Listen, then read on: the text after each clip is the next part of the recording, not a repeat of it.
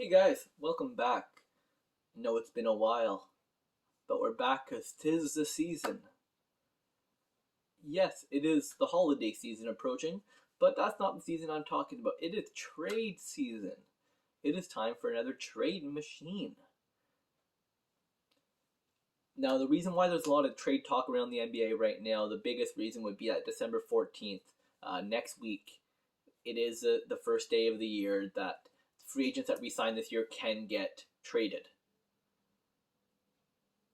On top of that, we're about a third of the way through the season. Teams that are competing are finally figuring that out, that they have a chance to compete this year, and other teams are, might we say, tanking. With that being said, to put it nicely,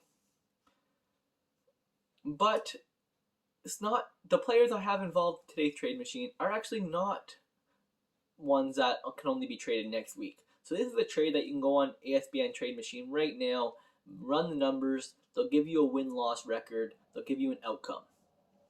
Now the three teams I have involved today are Toronto Raptors, Indiana Pacers, and Philadelphia 76ers. Coming out of Toronto, you have Chris Boucher and Goran Dragic that will be leaving the team. Indiana would be giving up Caris Levert and Myles Turner, and and Philadelphia will be giving up, as you guessed it, Ben Simmons and Matisse Thybulle. Pretty much every Philadelphia trade right now involved Ben Simmons. Why? Because he's an all-star player, 12th in MVP voting last year, one of the best defensive players in the league, a true anchor on a team's defense. But he hasn't played a game for Philly this year, even though they are playing very well without him. It shows on certain games that they do lack a little bit of that studded depth that they would have if Ben Simmons was playing, or if they could get someone of that caliber, or at least some replacements in there, because whenever their bench wears thin, especially when they have injuries, it's very easily to tell. Now, where are all these guys going? Good question. So Toronto will be taking in Myles Turner. Indiana will be taking Ben Simmons and Matisse Thybulle. And then Philly would be taking Caris Levert, Goran Dragic, and Chris Boucher. Now, of course, there's going to be draft picks involved. People might hate it when I say this, but there's definitely no players of Ben Simmons' caliber involved in this trade. So this means that Philly gets some draft capital coming back. Now, this is very different than a lot of the trades you're seeing going on right now. Potential trades for Dame Lillard, who I'm not going to get into because he has said that he wants to stay in Portland. Before I would have said CJ McCollum, but he does have that injury right now with the collapsed lung. Bradley Beal has been thrown around in talks. There's been quite a few all-star players that have been thrown around in talks with Philadelphia for Ben Simmons. But to get someone of Ben Simmons' caliber, instead of receiving draft capital, they're going to have to give away draft capital. And that's just not something I see Philadelphia doing right now. If they can compete, still get some draft capital so that they can make more trades next year, be flexible for the future, I think that's more so where they're going to get. On top of that, Ben Simmons' value is not where it was before. So the draft picks I think they would receive would be 2 from Toronto Raptors. Masai's not an idiot, though. They're going to have some protections on it. They're probably going to be top 10 or top 20 protected. And then also at least 1 from Indiana, and then likely a pick swap, if not more, from Indiana as well. Now, when you break it down, that's at least minimum 3 draft picks, first-round draft picks going to Philly. They're getting 3 productive players. Toronto's getting that true center that they've been missing since Marc Gasol and Serge Ibaka left, to be completely honest. It's not a bad trade for everyone involved. In Philly's point of view, the reason why they do this trade is that they need to do something to create the chemistry early enough in the season so that come playoff time, all the players are firing on the right cylinders. The last couple weeks, they've been struggling at times to score in the basket, and it's only going to get tighter come playoff time.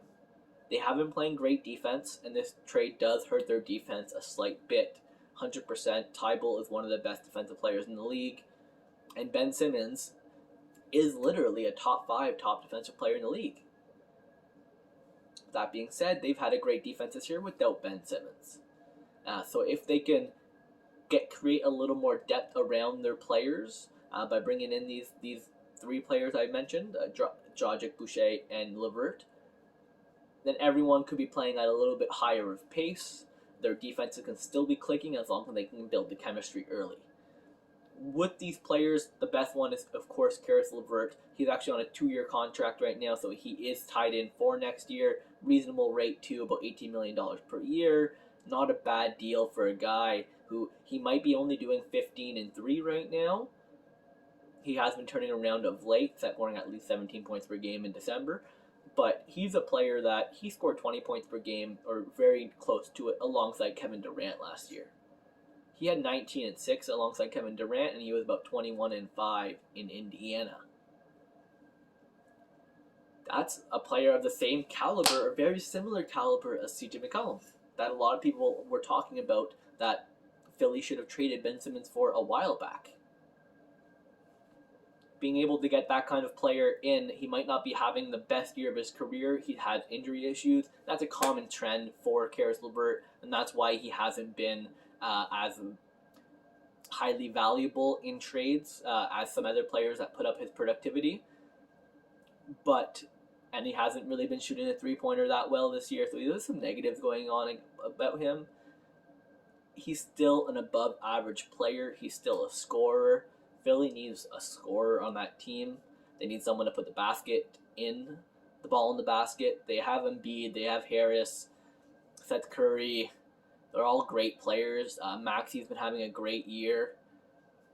But if they can add another 15 to 20 point per game guy within there, he's the same size as Danny Green. It would be a good question to see who would be in the starting lineup come playoff time. But all those players are all going to get very similar amount of minutes.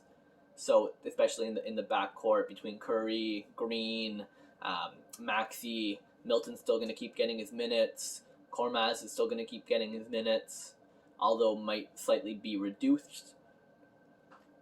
Now, talking about Maxey, he's been actually on a downwards trend lately. He hasn't been playing as great as when he was to start the year. He really stepped it up when Embiid was hurt.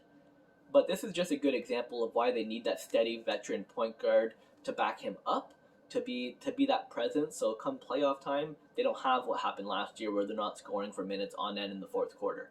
They need someone like Goran Dragic, who is, maybe he hasn't been playing in Toronto this year.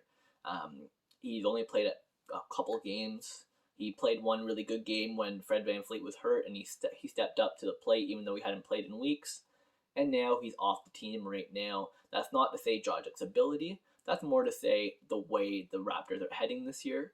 And Dragic needs to go on a contending team like Philadelphia. He was a guy that last year went 14-5 or 14-4. Okay numbers, but then come playoff time, he does step it up to about 16 points per game, which is that's when they really need him, is as a playoff producer. We know he produced in the bubble the year before. He might be getting up there in age, but there's no reason why he can't be the backup or even potential starter, depending on how Maxey's been playing. Someone to keep him, pushing him to the next level, and that's what Dragic's going to do. Easily 10-4 numbers, 12-4, just a steady producer that they can have as another shooter, as another playmaker, as another veteran on the team to lead the young guys. A lot of young guys in that backcourt especially. Dragic would be a great fit on that team. And then you also have Chris Boucher. Chris Boucher has not been the level he was in the past. He was a Sixth Man of the Year candidate for much of last year. This year he's been more of a benched candidate, if anything else. He has shown signs of turning it around at this point, but he's a bit older of a player. He's not old, but he's been around the league for a couple of years. He's on an expiring contract. He wants to get paid, and that would be a great depth piece for that front court, where the front court in Philadelphia is lacking a little bit right now. They do have Embiid and Drummond. Not every team warrants having a 7-footer against them. And that's kind of where Boucher would come in. Right now they have Embiid, Drummond, Harris, and Yang. That's kind of the only players that are playing in the front court. If one of them gets hurt, they are going to play one of the younger guys that should not be playing come important minutes. He's okay. Some of the younger centers, power forwards are okay for during the regular season, but come crunch time, you need another contributor in that front court, and that's where Chris Boucher could come in. And again, he's on an expiring contract. If it doesn't work out, you can do a sign and trade with him. You can just let him go. But he's really going to be a player that come closer to the end of the year. He wants to get paid next year. So he's going to be playing his fucking heart out every day. And so it's going to turn around for him. And for Toronto, they're not really losing much. They're going to lose some draft capital. But Dragic is not a part of the team right now. Boucher has not been a part of the rotation. So they're not really losing that much, and they're gaining the position that they need. They need that center. So that's where Myles Turner, he's one of the best defensive centers in the league. They need that anchor on defense. And I think he'd be a great long-term fit. He's also signed for another year. So that's a great thing for Toronto. And then Indiana, well, they're getting the star player out of this, Ben Simmons. Sure, they still have Brogdon. Brogdon will be coming. Brogdon and Simmons could coexist in the backcourt, with the main thing being that Simmons is more like a point forward. Brogdon can be still that kind of shooting role. Both of them can play make a little bit, but Indiana is going to be losing Myles Turner, so they need to bring a great defensive mindset. That's what Ben Simmons does. He's one of the best defensive players in the league. They get Tybal out of this as well.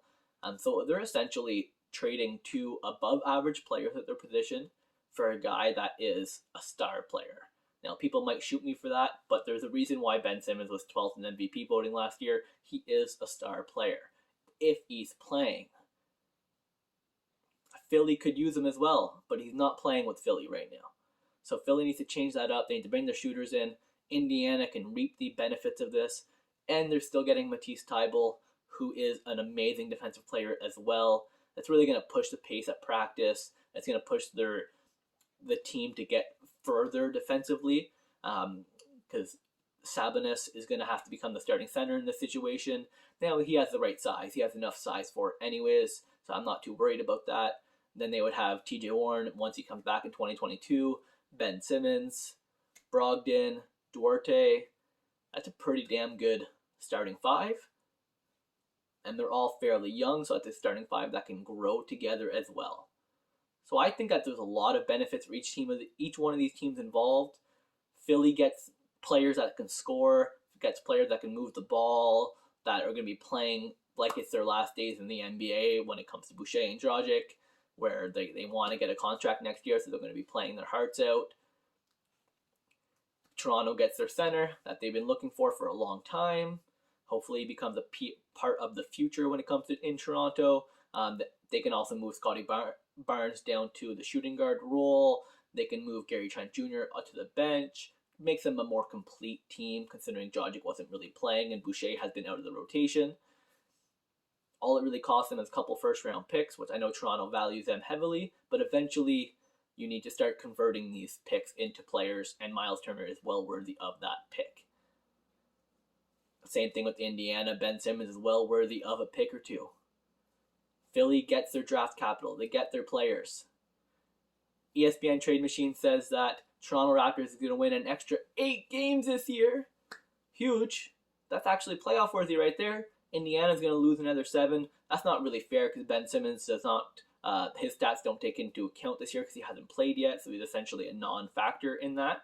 And then Philadelphia is unaffected.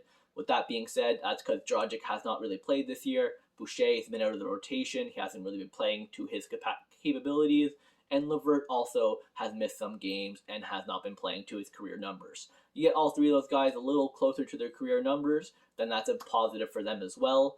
Everyone gets a win-win in this situation, but I want to know what you guys think. So let me know in the comment section. Subscribe to the channel. Is there a better trade out there for Ben Simmons? Potentially. Let me know what it is. I'll put up another trade machine in a couple days, depending on how the reaction to this one is. But I seriously think that this is a good trade. What do y'all think?